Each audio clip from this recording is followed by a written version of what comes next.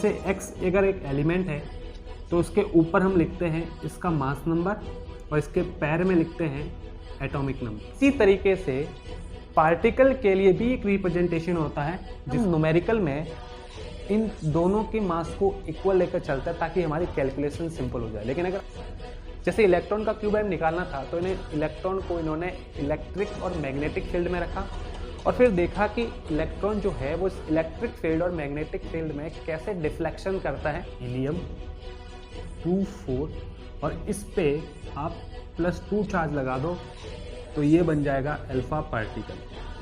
और यहाँ से नीट में एक सवाल आ चुका है और सवाल करने का बस एक ही तरीका, सवाल को देखो और उससे इंफॉर्मेशन निकालो और देखो इंफॉर्मेशन से कि हमें क्या यूज़ करना और हमें जाना कहाँ। ठीक है,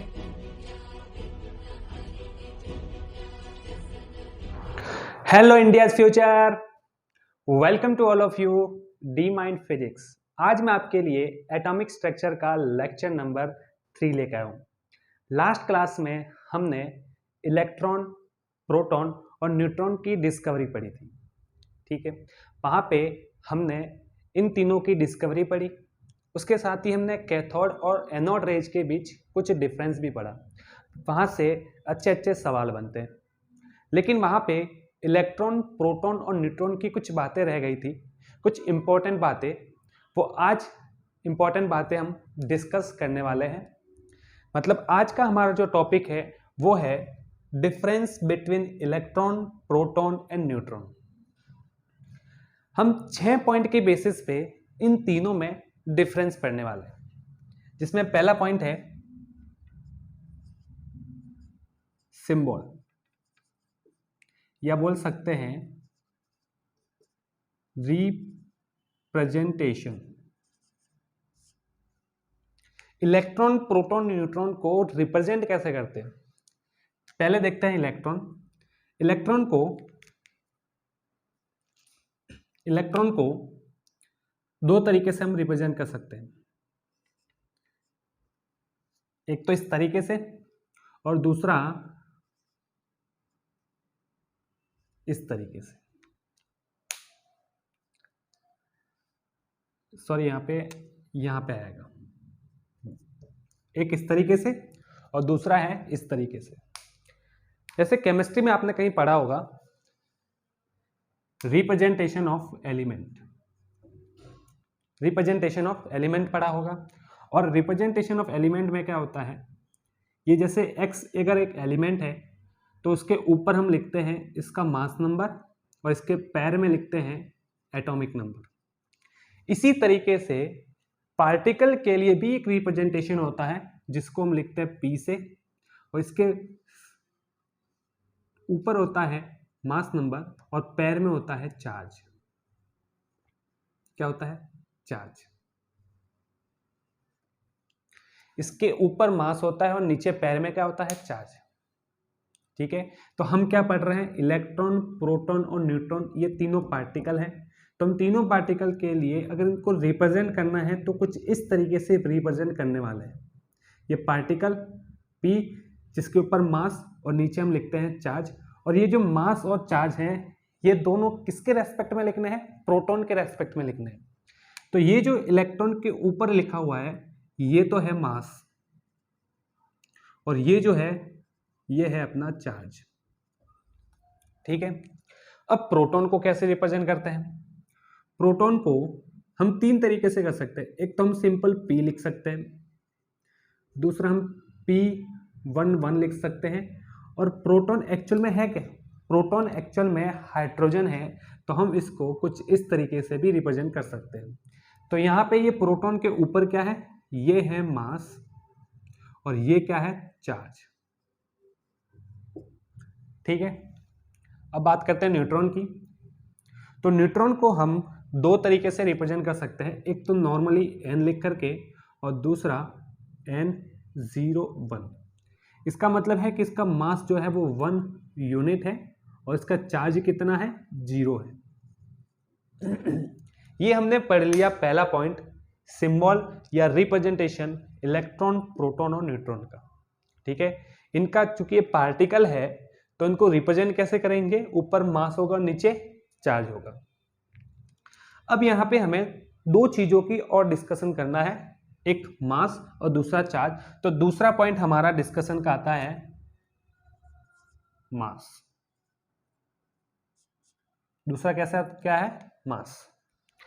ये जो इलेक्ट्रॉन है, इस इलेक्ट्रॉन का मास होता है, मास ऑफ इलेक्ट्रॉन होता है 9.1 इंटू 10⁻31 kg। अगर मैं इसको ग्राम में लिखूं तो हो जाएगा 9.1 इंटू 10⁻28 ग्राम। ठीक है। अगर मैं इसको एमयू में लिखना चाहूं, तो ग्राम और एमयू में एक रिलेशन आपको पढ़ाया था मैंने मोल कॉन्सेप्ट में। अगर आपको याद नहीं है तो जरा आओ खोपचे में मैं दिखाता हूं। एक एमयू जो है वो 1.67 इंटू 10⁻24 ग्राम, या फिर हमने बोला था 1/Na ग्राम के इक्वल होता है। ठीक है। हमारे पास ग्राम में दे रखा है, हमें एमयू में कन्वर्ट करना है, तो मैं कैसे बोल सकता हूं कि 1 ग्राम इक्वल टू है 1/1.67 इंटू 10⁻24 एमयू। इस 1 ग्राम की जगह इस चीज को रख करके इसको मल्टीप्लाई कर दो। जब आप इसको मल्टीप्लाई करोगे तब आपकी वैल्यू आएगी 1/1838, जिसको हम लगभग क्या लेके चलते हैं, 1840 एमयू। ठीक है। ये बात करते हैं प्रोटॉन की। तो मास ऑफ प्रोटॉन क्या होता है? मास ऑफ प्रोटॉन होता है 1.67 इंटू 10⁻27 kg। और अगर ग्राम में बात की जाए तो 1.67 इंटू 10⁻24 ग्राम। अगर मैं एमयू में बात करूं तो इसका एमयू में होता है 1.007 एमयू, जिसको हम लगभग क्या लेके चलते हैं, 1 एमयू यूज करते हैं। भाई न्यूमेरिकल में हम 1 एमयू यूज करते हैं। ठीक है। न्यूट्रॉन की बात की जाए तो मास ऑफ न्यूट्रॉन क्या होता है, 1.67 इंटू 10⁻27 kg, या ग्राम में लिखे तो 1.67 इंटू 10⁻24 ग्राम। और अगर एमयू में लिखूं तो ये होता है 1.008 एमयू, जिसको हम लगभग लिख सकते हैं 1 एमयू। एक चीज याद रखना, न्यूट्रॉन का जो मास है वो प्रोटॉन से हल्का सा ज्यादा होता है। क्या होता है? हल्का सा ज्यादा। लेकिन हम न्यूमेरिकल में इन दोनों के मास को इक्वल लेकर चलता है ताकि हमारी कैलकुलेशन सिंपल हो जाए। लेकिन अगर आपको थ्योरेटिकली ऐसा पूछा जाए कि न्यूट्रॉन का मास प्रोटॉन के इक्वल होता है तो गलत है। न्यूट्रॉन का मास हल्का सा ज्यादा होता है इस प्रोटॉन से। ठीक है। तो ये हमारा मास का डिस्कशन हो गया। अब एक चीज देखो, मास ऑफ प्रोटॉन जो है वो क्या है? मास ऑफ प्रोटॉन जो है वो 1 एमयू के इक्वल है। 1 एमयू के इक्वल है। तो क्या मैं यहां से ऐसे बोल सकता हूं, 1 एमयू की जगह अगर मैं एमपी रखूं तो मास ऑफ इलेक्ट्रॉन जो है वो क्या होगा, mass of proton divide by 1840। और ये जो फॉर्मूला है ये इंपॉर्टेंट है। कैसे इंपॉर्टेंट है आगे बताऊंगा सवाल में। तो मैं यहां पे ऐसे लिख सकता हूं, मास ऑफ न्यूट्रॉन जो है वो मास ऑफ प्रोटॉन के इक्वल, लगभग इक्वल बोला मैंने, एग्जैक्ट इक्वल नहीं है, लगभग इक्वल। ठीक है। ये हो गया मास का डिस्कशन। अब लास्ट क्लास में हमने इलेक्ट्रॉन, प्रोटॉन, न्यूट्रॉन की डिस्कवरी पढ़ी। ठीक है। अब यहां पे हमें ये पता होना चाहिए कि इलेक्ट्रॉन का मास कैसे फाइंड किया, उसका चार्ज कैसे फाइंड किया, और उसका आगे एक और बढ़ाएगा स्पेसिफिक चार्ज Q/m, ये कैसे फाइंड किया। तो जब हम चार्ज और इस Q/m पढ़ेंगे तब वहां पे डिस्कस करेंगे। ठीक है। तो देखो साइंटिस्ट ने क्या किया, चार्ज को फाइंड किया, फिर Q/m को फाइंड किया। ये दोनों वैल्यू, चार्ज और Q/m की वैल्यू एक्सपेरिमेंटली फाइंड की, और फिर इन दोनों वैल्यू को यूज करके इनका मास फाइंड किया गया। ऐसी की ऐसी कंडीशन इसके साथ और इसके साथ भी हुई। तो इस तरीके से इन्होंने मास फाइंड किया। आपको ये सारी वैल्यू याद होनी चाहिए। ये हो गए 2 पॉइंट। तीसरा है, इसको नोट कर लो आप,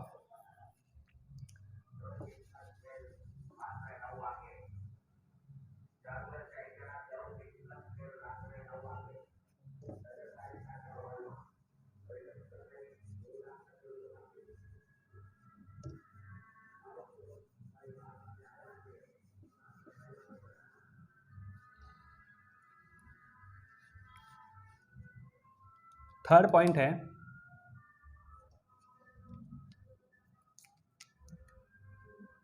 चार्ज। क्या है? चार्ज। तो इलेक्ट्रॉन पर होता है नेगेटिव चार्ज और इसकी वैल्यू होती है 1.6 इंटू 10⁻⁻19 कूलम। ठीक है। प्रोटॉन पे होता है, इलेक्ट्रॉन के इक्वल ही होता है लेकिन कैसा होता है? Positive, 1.6 into 10⁻⁻19 coulomb. और न्यूट्रॉन का होता है 0, तो हम बोलते हैं ये कैसा है? न्यूट्रल। न्यूट्रॉन कैसा है? न्यूट्रल।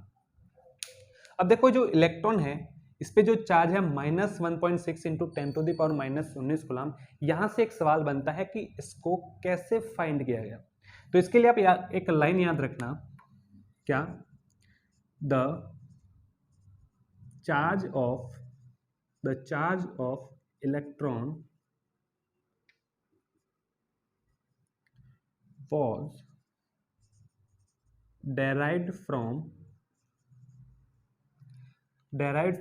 एक एक्सपेरिमेंट से इसको फाइंड किया गया और उस एक्सपेरिमेंट का नाम है derived from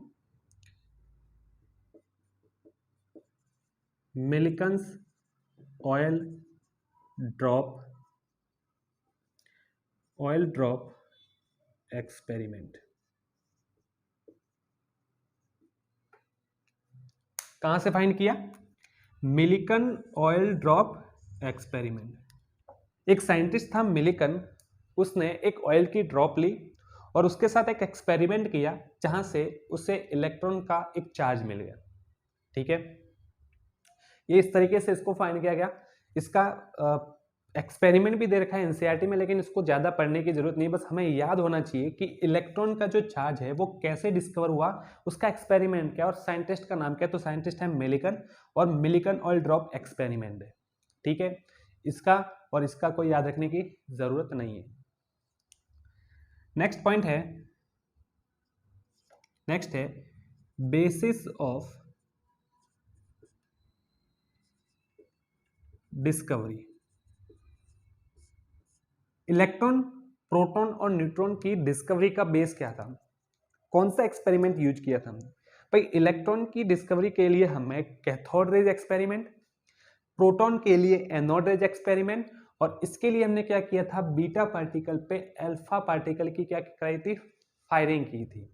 तो हम लिख देते हैं, इसके लिए हमने यूज किया था कैथोड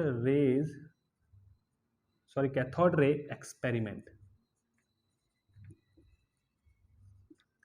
इसी तरीके से प्रोटॉन के लिए हमने यूज किया था एनोड रे एक्सपेरिमेंट, और न्यूट्रॉन के लिए हमने क्या किया था? बेरिलियम जो था, इस बेरिलियम पे हमने अल्फा पार्टिकल की फायरिंग की, और जब इस पे फायरिंग हुई तो यहाँ से 2 लोग निकले, एक कार्बन 612 और साथ में निकला न्यूट्रॉन जिसका चार्ज क्या था? 0। तो ये है discovery of basis of discovery. ठीक है, नेक्स्ट है, ये तो हो गया basis of discovery.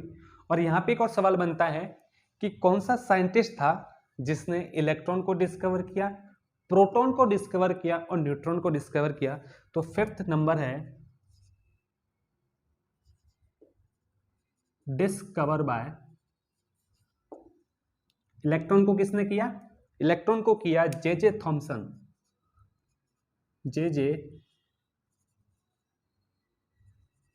Thompson. Proton को किया गोल्डस्टीन ने, और न्यूट्रॉन को किया चैडविक ने। ठीक है, आपको चार्ज याद होना चाहिए, एक्सपेरिमेंट याद होना चाहिए और साइंटिस्ट का नाम याद होना चाहिए। अब हम पढ़ते हैं last point 6 number, Q by M। पहले इसको नोट कर लो आप।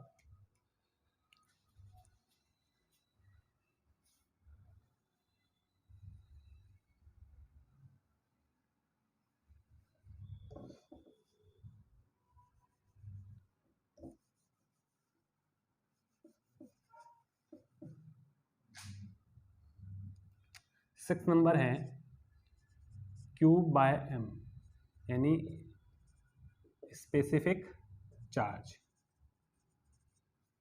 स्पेसिफिक चार्ज, इलेक्ट्रॉन का स्पेसिफिक चार्ज निकालना है तो क्या करें हम, कुछ नहीं करना, Q को M से डिवाइड कर लो। इलेक्ट्रॉन का चार्ज कितना होता है, -1.6 इंटू 10⁻⁻19 कूलाम, और इसका मास होता है 9.1 इंटू 10⁻31 केजी। जब आप इसको सॉल्व करोगे तो इसकी वैल्यू आती है -1.75 इंटू 10⁻11 कूलाम पर केजी। ये वैल्यू आप डायरेक्ट याद रखना, ठीक है। इसी तरीके से हम न्यूट्रॉन की निकालते हैं। Q बाय M, इसका Q कितना है 1.6 इंटू 10⁻19 कूलाम, और इसका मास है 1.67 इंटू 10⁻27 केजी। जब आप इसको सॉल्व करोगे तो इसकी वैल्यू आएगी 9.5 इंटू 10⁸ कूलाम पर केजी। ठीक है, और बात करें अगर न्यूट्रॉन की तो इसका Q बाय M क्या होगा, भाई इसका चार्ज तो जीरो है, तो 0 डिवाइड बाय 1.67 इंटू 10⁻27 केजी। तो जब जीरो ऊपर है तो इसकी पूरी वैल्यू क्या हो जाएगी, जीरो, यानी इसका Q बाय M क्या होता है, जीरो।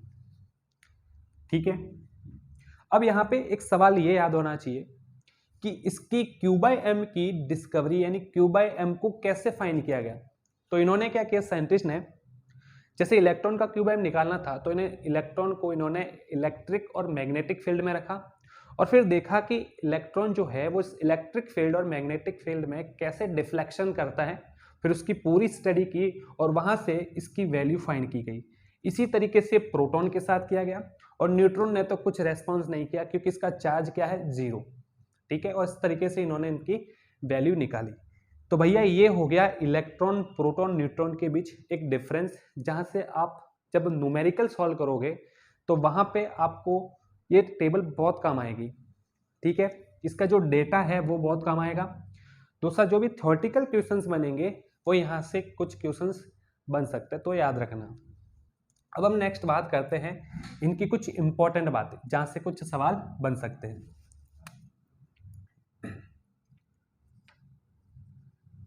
सम इंपॉर्टेंट बात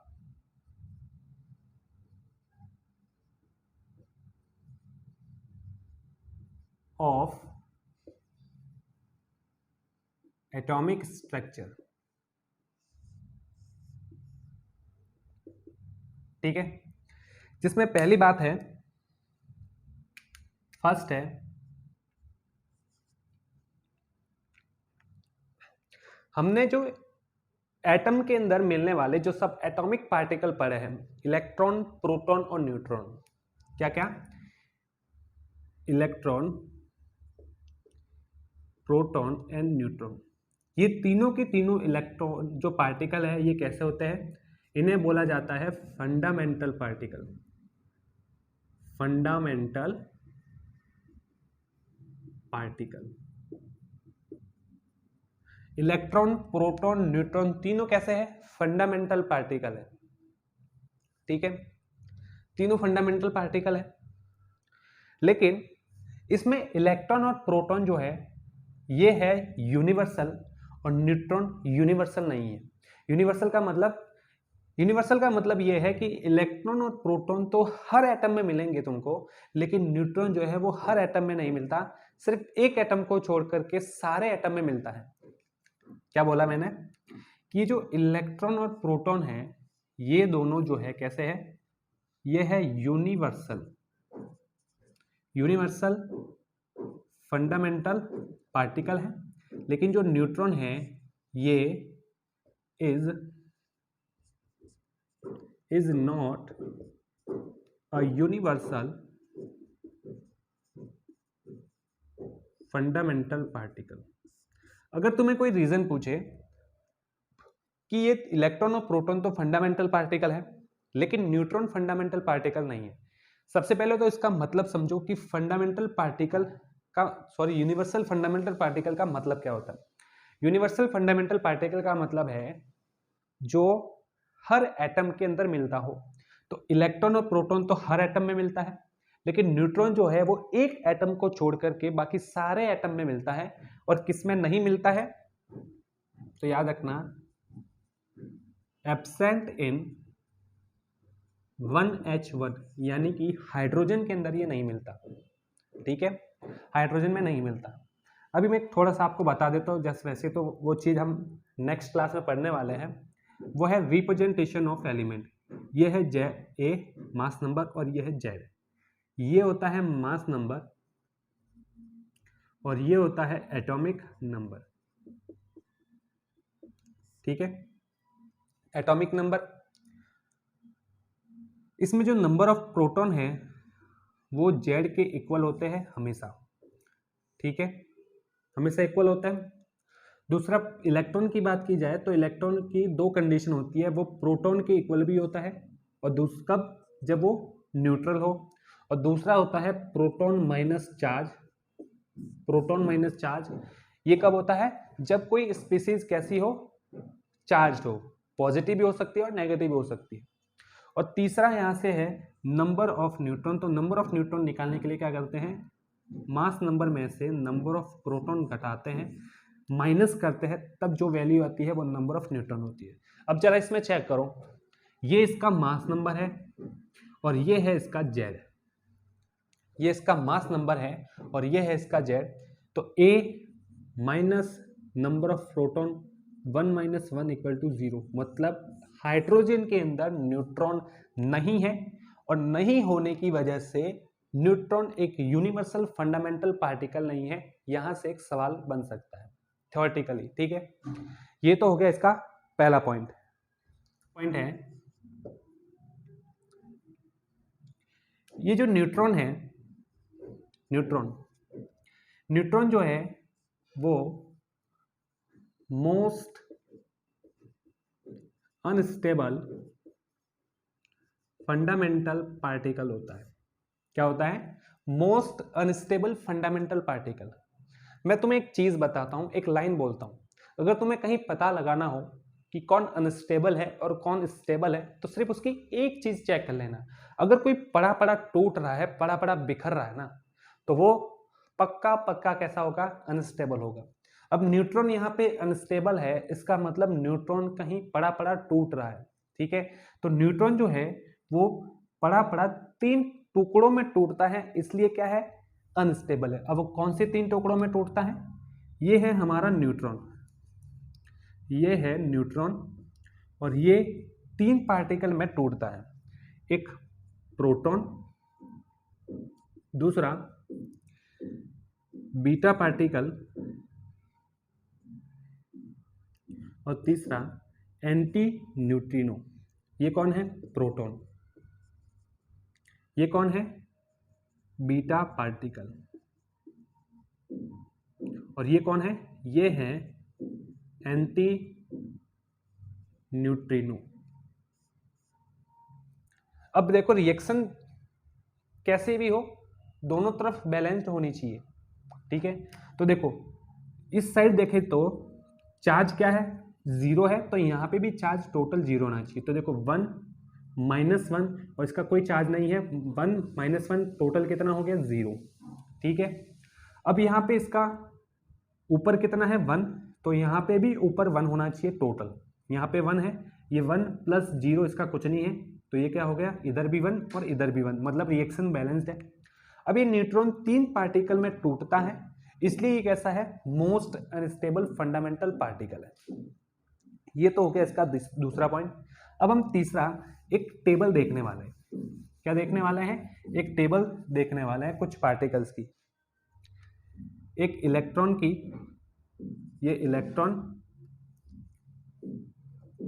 इलेक्ट्रॉन, प्रोटॉन, न्यूट्रॉन और अल्फा पार्टिकल। दो चीज देखनी है इसके अंदर, एक तो इसका चार्ज और दूसरा हमें देखना है मास।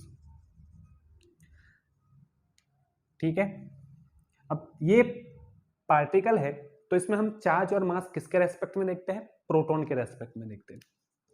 तो इलेक्ट्रॉन का चार्ज क्या है? -e, प्रोटॉन का होता है +e, न्यूट्रॉन का होता है 0 और अल्फा पार्टिकल का होता है +2e।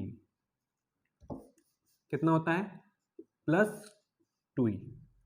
मास की बात की जाए तो इलेक्ट्रॉन का कितना होता है? इलेक्ट्रॉन का कितना होता है? मास ऑफ प्रोटॉन के रेस्पेक्ट में तो होता है mass of proton divide by 1840।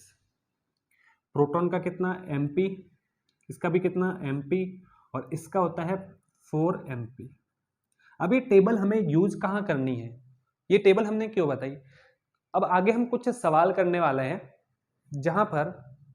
जहां पे आपको कंपैरिजन वाले सवाल मिलेंगे, वहां पे ये आपकी बहुत बड़ी हेल्प करेंगे, बहुत बड़ी हेल्प करेंगे।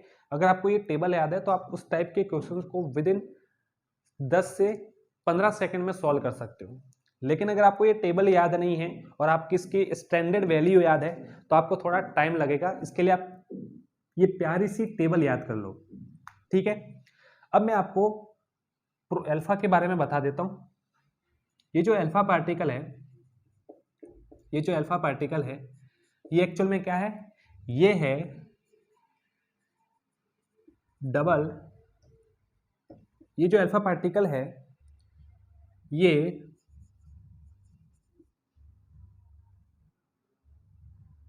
डबल चार्ज्ड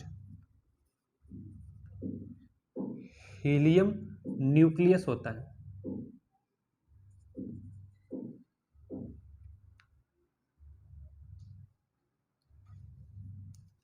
हीलियम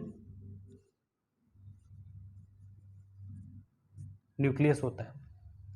ये है हीलियम 24 और इस पे आप +2 चार्ज लगा दो तो ये बन जाएगा अल्फा पार्टिकल। और यहां से नीट में एक सवाल आ चुका है, क्या? कि अल्फा पार्टिकल में कौन कौन होते हैं? ऑप्शन थे इलेक्ट्रॉन, प्रोटॉन, न्यूट्रॉन या इलेक्ट्रॉन, प्रोटॉन या फिर न्यूट्रॉन, इलेक्ट्रॉन या फिर प्रोटॉन और न्यूट्रॉन। तो मुझे एक चीज बताओ, जैसे ये हीलियम है, हीलियम में टोटल नंबर ऑफ इलेक्ट्रॉन कितने होते हैं? 2। अब आपने दोनों ही इलेक्ट्रॉन निकाल दिए तब जाकर के वो अल्फा पार्टिकल बना। तो अल्फा पार्टिकल में ओनली 2 प्रोटॉन और साथ में 2 न्यूट्रॉन होते हैं और ये आंसर था उसका। ठीक है, ये हो गई कहानी।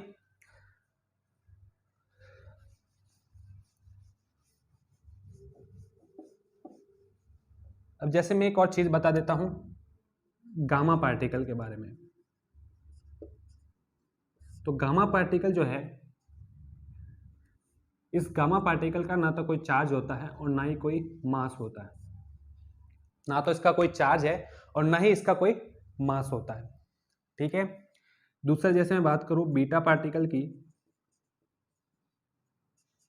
तो बीटा पार्टिकल जो है वो जो इलेक्ट्रॉन है, इलेक्ट्रॉन इस इलेक्ट्रॉन के इक्वल होता है, इक्वल ऑफ इलेक्ट्रॉन। ऐसे लिख दो, लाइक इलेक्ट्रॉन। ठीक है, ये कुछ बेसिक सी बातें हैं जो आपको याद रखनी है। ठीक है, नेक्स्ट हम बात करते हैं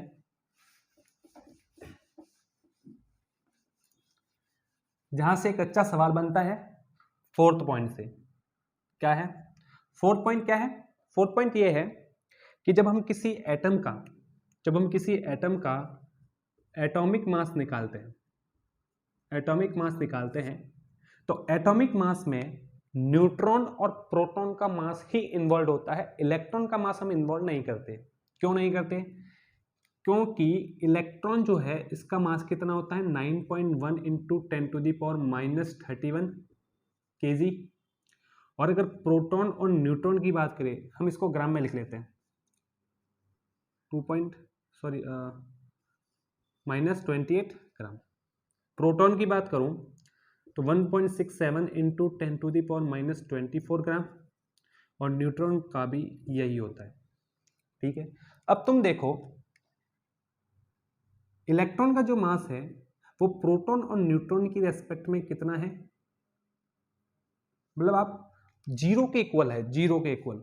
अभी हमने देखा था ना रिप्रेजेंटेशन 0 -1, तो ये किसके रेस्पेक्ट में हमने जीरो बोला है, प्रोटॉन के रेस्पेक्ट में इसको जीरो बोला है।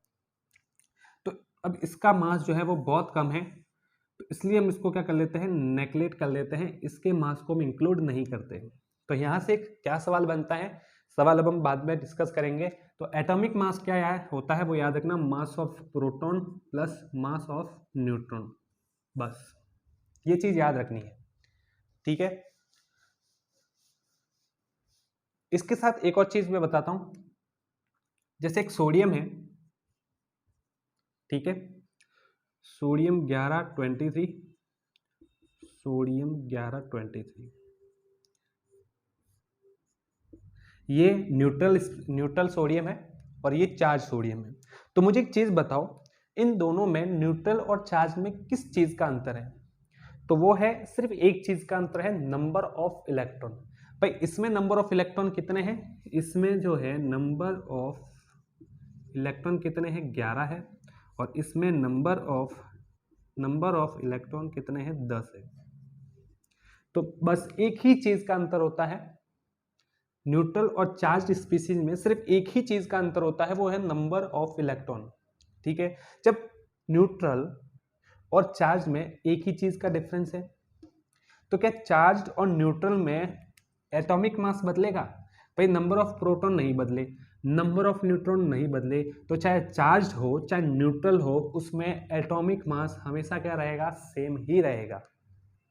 ठीक है, ये बात हो गई।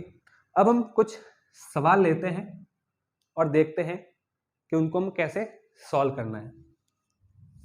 देखिए आपके सामने सवाल है, find the specific charge of electron and alpha particle. Specific charge का मतलब हमें निकालना है Q/m। क्या निकालना है, Q/m। तो हम पहले निकालते हैं Q/m ऑफ इलेक्ट्रॉन, जो हमने जस्ट याद किया था, कितना था, -1.75 इंटू 10⁻11 कूलम पर केजी। ठीक है, दूसरा में निकालना है Q/m of alpha particle, Q/m of alpha particle. तो देखो जस्ट हमने अभी एक टेबल पढ़ी थी जिसमें अल्फा के लिए Q कितना था, +2e, और m कितना था, 4mp। बस e और mp की वैल्यू रखनी है। 1.6 इंटू 10⁻⁻19 कूलम, और 4 इंटू मास ऑफ प्रोटॉन कितना है, 1.67 इंटू 10⁻27 kg। बस इसको सॉल्व करना है। क्या करना है, इसको सॉल्व करना, आप सॉल्व कर देना। ठीक है, अब आप इसको नोट कर दीजिए। नेक्स्ट आपको एक बढ़िया सवाल करवाता हूं, Q/m पे एक अच्छे लेवल का सवाल कैसे बन सकता है वो हम करने वाले हैं। पहले आप इसको नोट कर लो।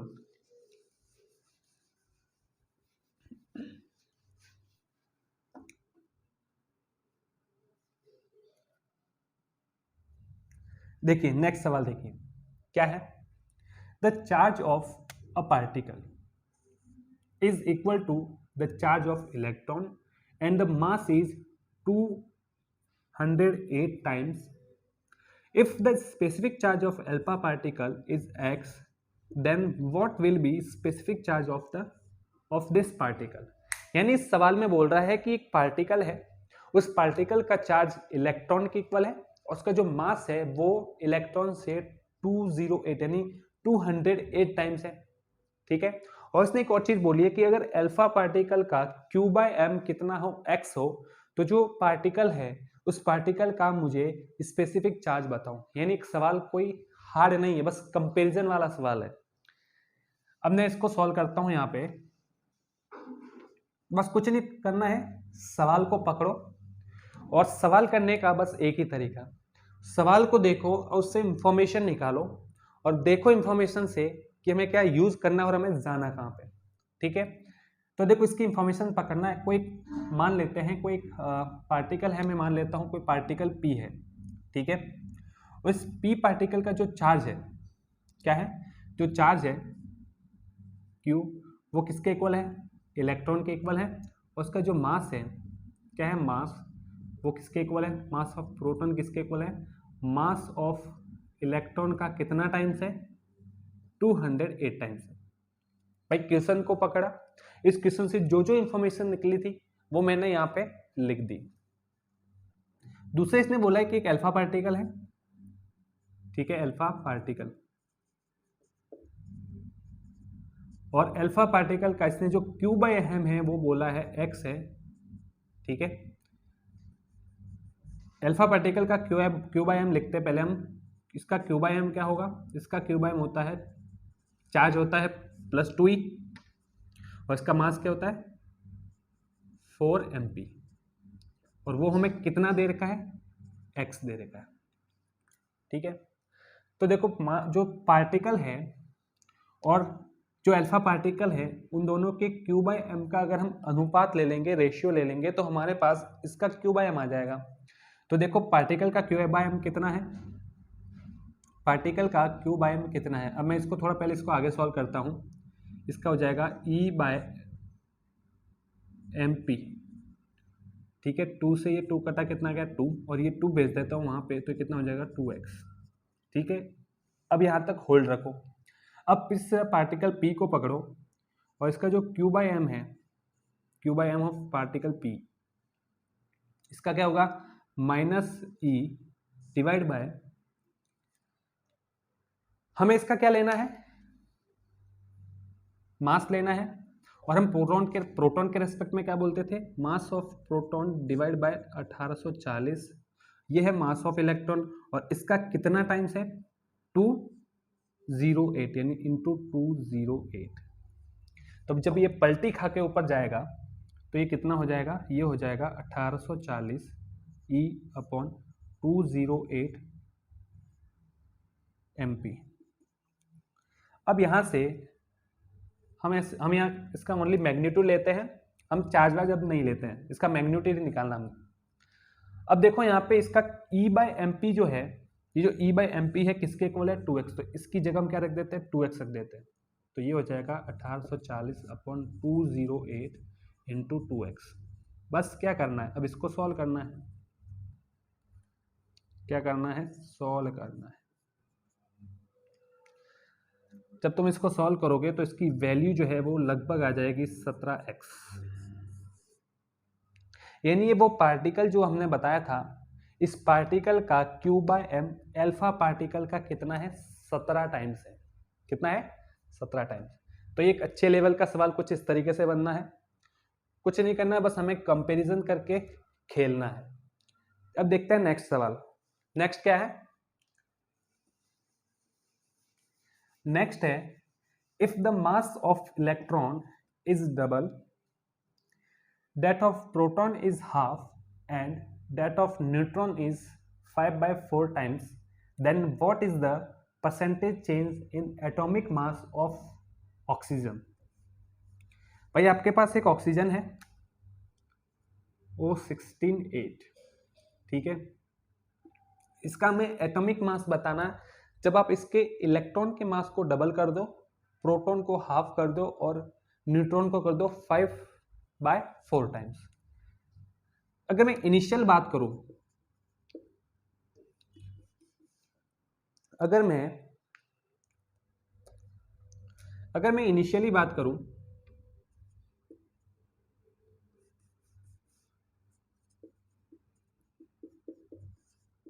बात करूं, तो देखो ऑक्सीजन के अंदर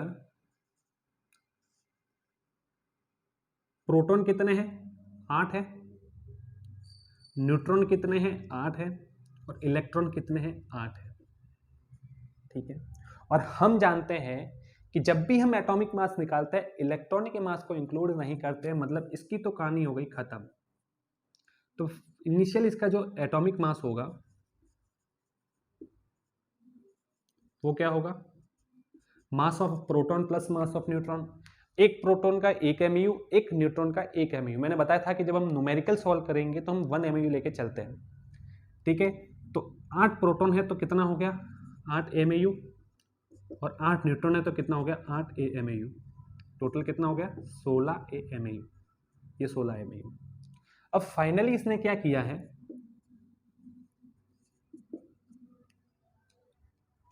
अब इसने फाइनली क्या किया है कि इसने एटॉमिक मास, ठीक है, इनिशियली इतना था, अब इसने क्या किया है इलेक्ट्रॉन का इसने डबल किया है। इलेक्ट्रॉन को हम इंक्लूड करते नहीं है, तो इलेक्ट्रॉन की तो कहानी हो गई खत्म। बात करते हैं प्रोटॉन की, तो इसने क्या किया, प्रोटॉन का मास जो है वो कर दिया हाफ, यानी 8 का कितना कर दिया, हाफ कर दिया, प्लस जो न्यूट्रॉन था उसका कितना कर दिया इसने 5/4 टाइम्स। तो अब इसका फाइनली एटॉमिक मास कितना हो जाएगा 4 AMeU प्लस ये कितना हो गया 2 टाइम्स कितना हो गया 10 AMeU, यानी टोटल हो जाएगा 14 AMeU, ठीक है। हमें क्या निकालना है, परसेंटेज चेंज। तो मैं आपको एक फॉर्मूला बताता हूं, वो याद रखना क्या है। देखो परसेंटेज चेंज, परसेंटेज की बात बाद में करते हैं, पहले चेंज की बात करते हैं। चेंज या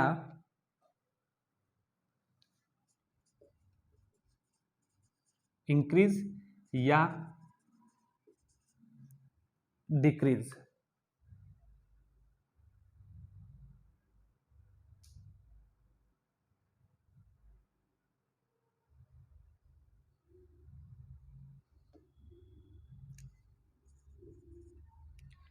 कहीं पर भी आपको चेंज बोले या बोले कि कितना इंक्रीज हुआ या बोले कितना डिक्रीज हुआ है, तो आपको एक फॉर्मूला याद रखना है, क्या, फाइनल वैल्यू अपॉन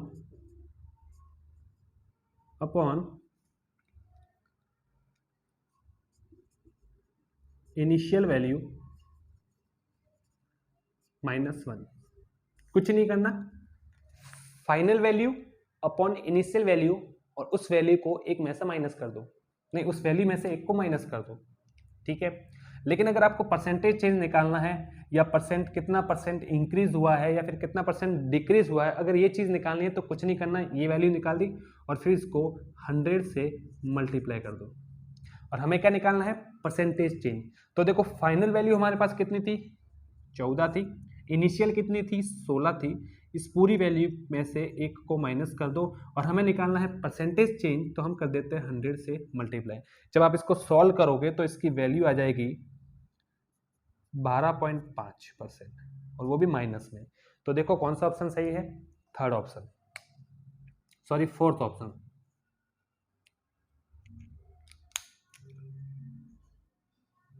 ठीक है, ये कुछ इस तरीके के सवाल बनते हैं। अब हम एक लास्ट पॉइंट डिस्कस करते हैं,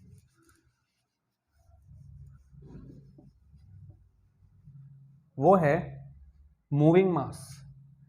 एक फॉर्मूला डिस्कस करता हूं मैं आपके सामने, m = m0 upon √1 - v²/c²।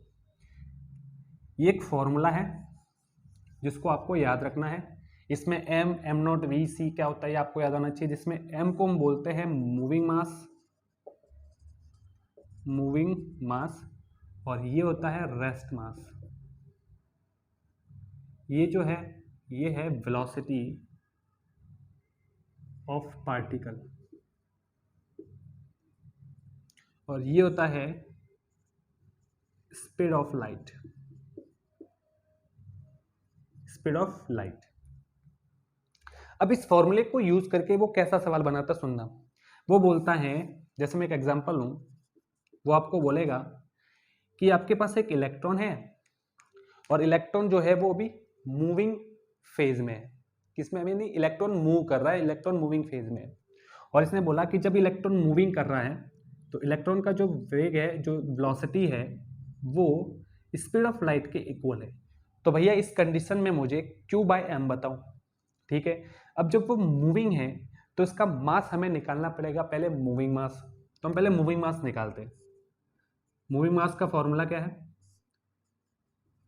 M naught upon 1 minus V square by C square. अब इसने v और c को इक्वल कर दिया, तो ऊपर क्या आ जाएगा सी स्क्वायर, नीचे भी क्या आ जाएगा सी स्क्वायर, ये पूरा गया तो इसकी वैल्यू कितनी, 1, 1 माइनस 1 कितनी, 0। और अगर किसी भी वैल्यू को अगर 0 से डिवाइड किया जाए तो इसकी वैल्यू हमेशा कितनी आती है, इनफाइनाइट आती है। कितनी आती है, इनफाइनाइट आती है। यानी इलेक्ट्रॉन का जो मूविंग मास है वो कितना आ रहा है, इनफाइनाइट आ रहा है। और अब हम निकालते हैं इसका Q बाय एम, तो क्या होगा, इलेक्ट्रॉन का चार्ज आपको पता है कितना, -e, और m कितना है, इनफाइनाइट है, इसका Q बाय एम कितना आ जाएगा, 0 आ जाएगा। तो इस फॉर्मूले को यूज करके कुछ Q बाय एम से रिलेटेड इस तरह के सवाल बन सकते हैं। अब जितने भी सवाल बन सकते थे वो मैंने सारे सवाल आपके सामने डिस्कस कर लिए, ठीक है। आप इसको अच्छे से पढ़ लेना, और अगर कोई भी डाउट हो तो आप कमेंट कर दीजिएगा। तो मिलते हैं नेक्स्ट क्लास में, तब तक पढ़ते रहिए। All the best.